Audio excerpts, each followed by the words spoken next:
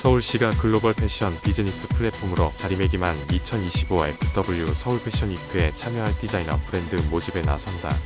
전 세계적인 K 콘텐츠 인기에 힘입어 최근 K 패션에 대한 관심이 높아지고 있는 가운데 올해 서울 패션 위크에는 유럽과 미주의 많은 바이어들이 현장을 찾았다.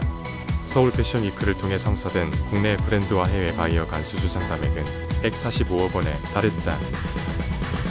40여 년간 월계동을 비롯한 강북 지역 주민의 수건 사업 중 하나로 손꼽혀온 광운대형 물류부지 개발이 2009년 도시계획 변경 사전협상 대상지로 선정된 이후 15년 만에 첫 삽을 뜬다. 서울시는 10월 25일 광운대형 물류부지 개발차 공식을 개최했다. 이날 행사에는 오세훈 서울시장이 참석해 균형발전형 사전협상제를 신설, 강북권 신경제거점 개발에 박차를 가해 강북 전성시대를 앞당기겠다고 선언했다.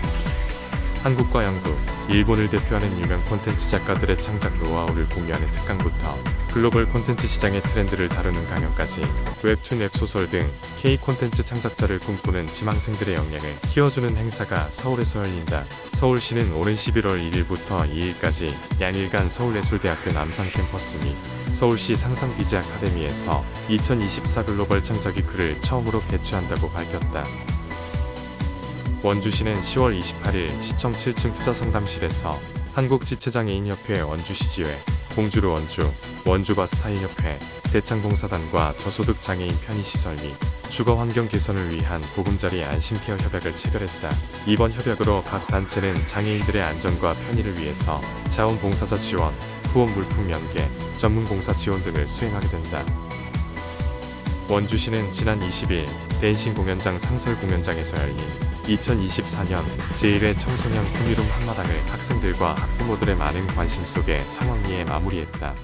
행사 내용은 총 21팀의 예체능, 공연 100여 점의 미술작품 전시 16개의 체험부스 사생대회 등으로 다채롭게 구성되었으며 부모와 함께한 많은 시민들이 아이들의 공연과 체험을 즐기며 축제 분위기를 만끽했다.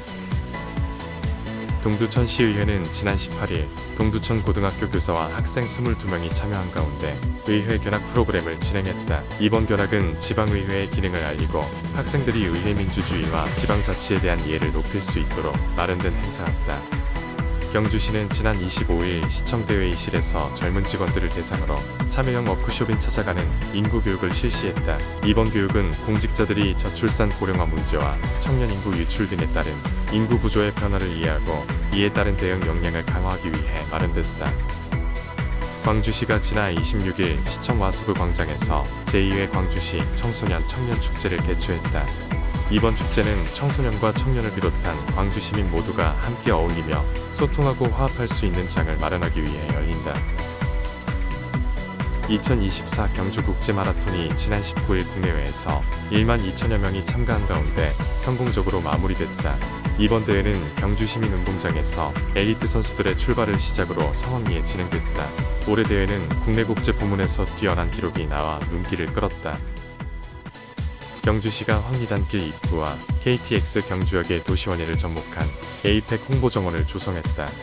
에이펙 홍보정원은 시민과 관광객에게 볼거리와 힐링 공간을 제공하고 2025 에이펙 정상회의 개최를 효과적으로 알리기 위해 마련됐다. 순천만 국가정원이 완연한 가을을 맞아 국화향기, 코스모스 물결로 장관을 이루며 가을 풍경을 만끽하러 온 나들이 인파로 연일 북적이고 있다. 올해 AI 애니메이션 등 문화 콘텐츠로 새롭게 단장한 국가정원은 스페이스 브릿지 허브와 4D 어트랙션 시크릿 어드벤처 등 완성도 높은 볼거리와 즐길거리를 제공하며 철마다 색다른 매력으로 흥행 가도를 이어가고 있다. 순천시는 지난 28일 문화권 강센터 다목적 홀에서 인류 순천 시민들의 역량 강화를 위한 섬김의 리더십을 만나다 강연을 개최했다.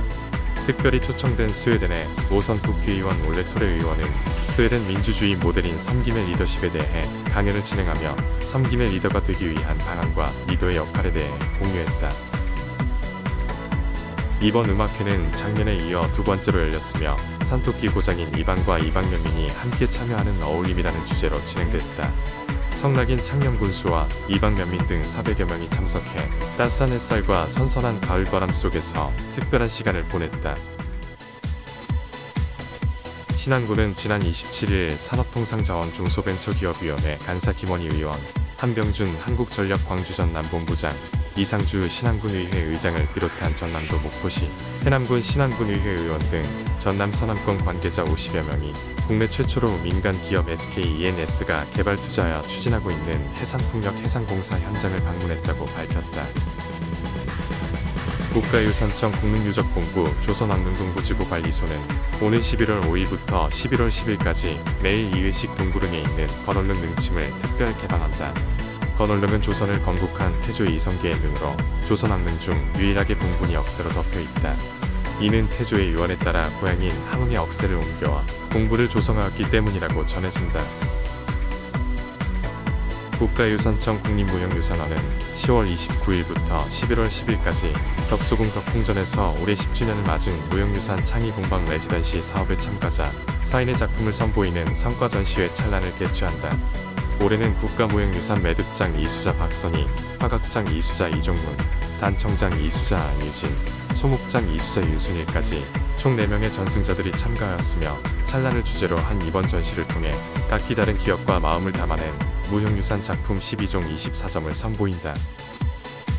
10월 29일부터 11월 17일까지 중원연구소에서 2014년부터 꾸준히 하고 있는 제철기술 보건실험의 과정과 성과를 국민들과 공유하기 위한 전통제철 체험 프로그램을 진행한다. 전통제철 체험 프로그램은 고대 전통 방식으로 철을 생산하는 과정을 직접 볼 수 있는 우리나라 철의 역사를 배우며 대장간 체험을 하거나 재련로 모형을 조립하고 백제철을 주제로 한 퀴즈 대회에 참여할 수 있는 백제철 아카데미로 구성되어 있다.